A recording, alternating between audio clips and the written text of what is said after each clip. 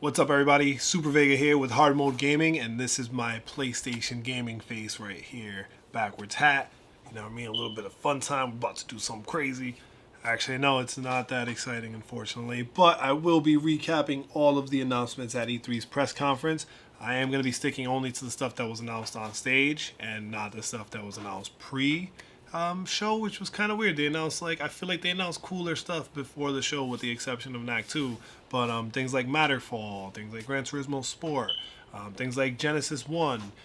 There was just a bunch of dope stuff that was announced, and I was just like, oh, they must be announcing some really crazy stuff at the conference for them to be putting out all these other winners. Yes and no. So let's get right into it. First thing we got to see was the Uncharted Lost Legacy game that originally I feel like might have started off as DLC, but now it turned into a full game, which is still pretty cool. I think it's going to be pretty exciting. It was really uncomfortable to watch it because the audio didn't work throughout this entire segment, so that was really disappointing. It also didn't work for the following announcement, which was Horizon Zero Dawn, the Frozen Wilds expansion.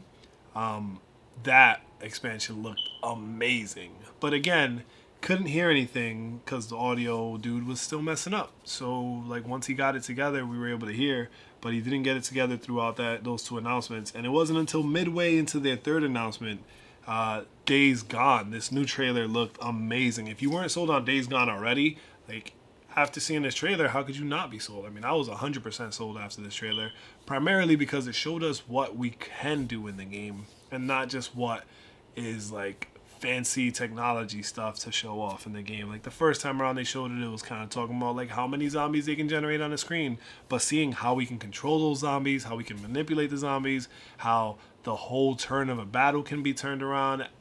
Watching the gameplay felt a lot like watching the original Manhunt, and that was one of the greatest games of all time as far as I'm concerned. Rockstar, bring back Manhunt. Please bring back Manhunt.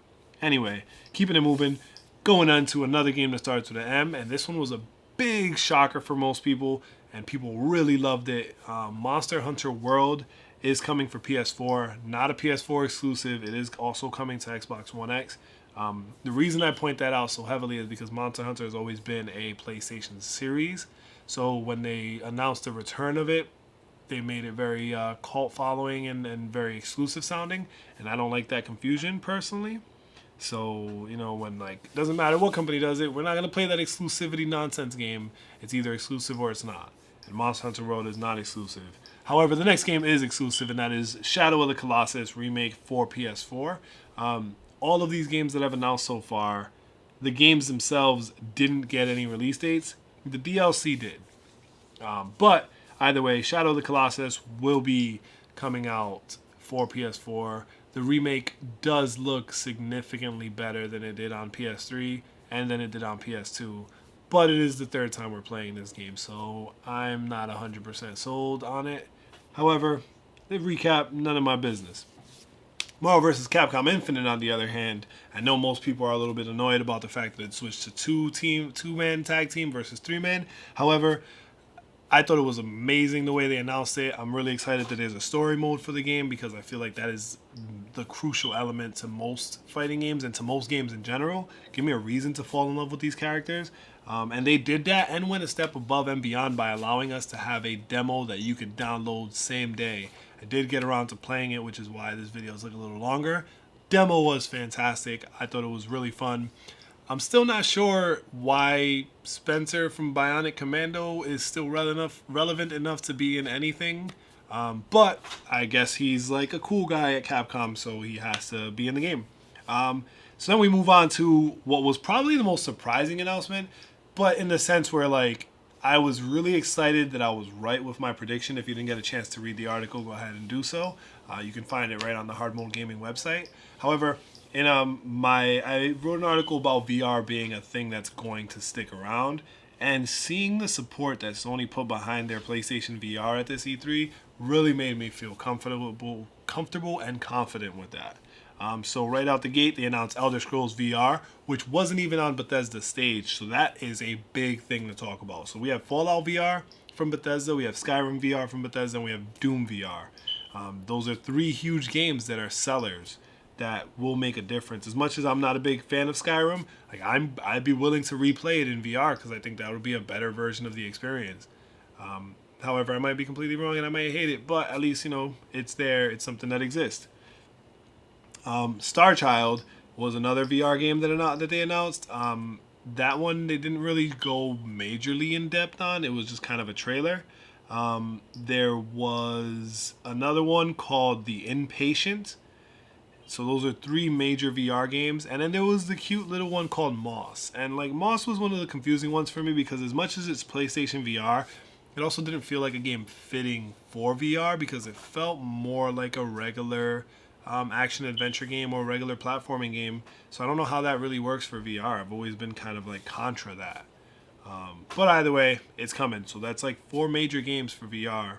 And I know 4 is a small number by the way that we look at things, but I think we got to start looking at them a little bit differently because there's a lot of time that goes into developing these things. And, our expectations are a little bit high, but that's another article for another day. Call of Duty World War II, in a shocking turn of events, we saw only multiplayer and nothing story related, which was pretty interesting. The multiplayer does look a lot like World at War, so I know a lot of people are going to love that. I personally was a huge fan of Black Ops, same developing team, so still like 100% on board with it. But it's the first Call of Duty in a while to get me excited, so that's pretty cool. Then we got the inevitable, which was the God of War gameplay trailer and story trailer, which showed a lot more of the dynamic behind it, and it answered one major question for me, and it was who is Kratos? And Kratos is still the same Kratos from all the other God of Wars. However, because has that godly infusion in him now, he's lasted long enough to be part of Norse mythology and have a son and family with like people in this Viking land.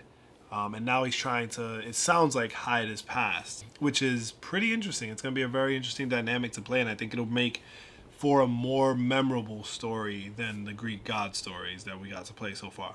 We were introduced to Marcus in the Detroit Become Human trailer. Marcus is the same gentleman from Grey's Anatomy. I don't remember his real name, but like he's in Grey's Anatomy. That was the first thing that came to my mind when he popped up on the screen, and I hope that his acting skill and ability takes me away from that and allows me to really enjoy him as a character in Detroit Become Human. However, we got another trailer for that, which was amazing. But again, no release date. So this one didn't even get a time frame. At least God of War said early 2018, which makes my prediction correct for the E3 predictions. Just saying.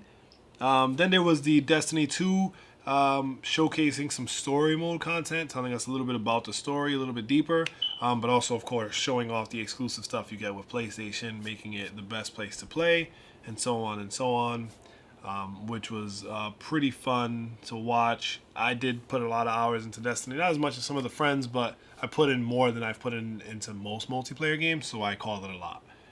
And then, of course, if you don't know by now, you should know SpiderMan on PS4 is going to be epic.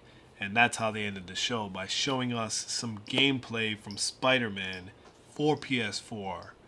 My disappointment was in the early 2018 tag. However, that game looks amazing. So much fun to look at. I just can't wait to just get my hands on it and just spin webs everywhere.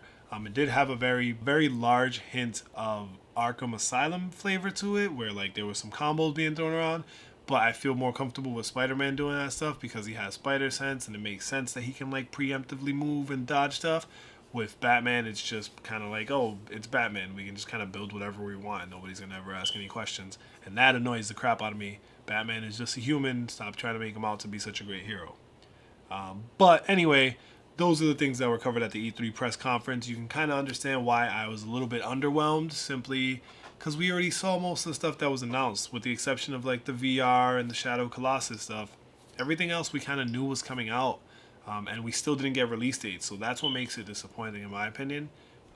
But overall, I mean, great conference, great showmanship. They had a waterfall with a live like Indian band, and then there were zombies hanging off the ceiling. It was crazy. It was crazy. Get a new audio guy, and the show will be perfect. But that's my take on it. That's the recap for PlayStation's E3 conference. And this was Super Vega hanging out with the hard mode gamers one more time to catch you up on all the craziness that's been happening at E3.